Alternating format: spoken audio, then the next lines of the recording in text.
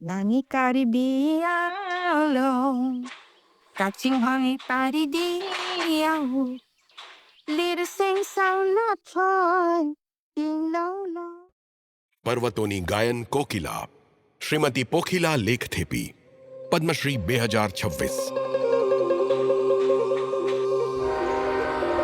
કાર્બી આંગલોંગ આસામનું એક સુંદર ગામ જ્યાં રહે છે કાર્બી સમુદાય અને પોખીલા લેખથેપી પ્રવાસી કલાકારોના પરિવારમાં જન્મેલી પોખીલાને કોકાર્બી સંગીત ફક્ત વારસામાં નહોતું મળ્યું, તેઓ તેને જીવ્યા હતા. તેમની અસાધારણ પ્રતિભા બાળપણથી જ દેખાવા લાગી હતી. સંગીતના આ સ્વરૂપ સાથેના ઊંડા જોડાણને કારણે તેમને ખ્યાલ આવ્યો કે આ વારસો જોખમમાં છે. કાર્બી સંગીત ફક્ત વૃદ્ધો સુધી મર્યાદિત હતું. એ સમયે કાર્બી ગીત તો હતા, પણ લોકોને પ્રસ્તુત કરવાના અવસર નહોતા મળતા. અવરોધો અનેક હતા. ગરીબીની સતત છાયા અને પરંપરાએ સ્ત્રીઓને સાર્વજનિક મંચોથી દૂર રાખી. વર્ષો સુધી પોખીલા પૃષ્ઠભૂમિમાં રહી, એક લુપ્ત થતી કલાની રક્ષક બનીને. પણ તેમનો અવાજ એક સીમામાં બંધાઈ રહે એવો નહોતો.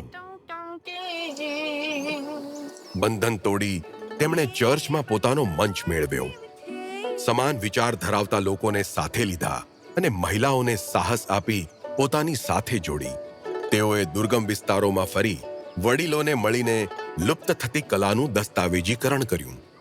તમે ગીતના બોલ લખો, એને ધૂનમાં ઢાળો. અમે દર સંભવ મદદ કરતા અને અમારી સંગ્રી મ્યુઝિક સોસાયટીના માધ્યમથી અમે આ ગીતોને પ્રસ્તુત કર્યા છે.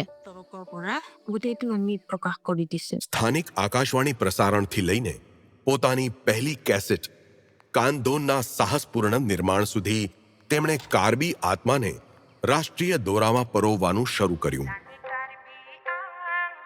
મહત્વપૂર્ણ વળાંક ત્યારે આવ્યો જ્યારે તેમણે જુબિન ગર્ગ સાથે તેમની કલા પ્રદર્શિત કરી.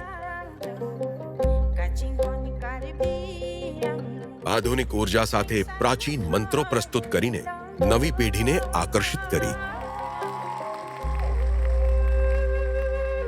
50 વર્ષ, 300 ગીત.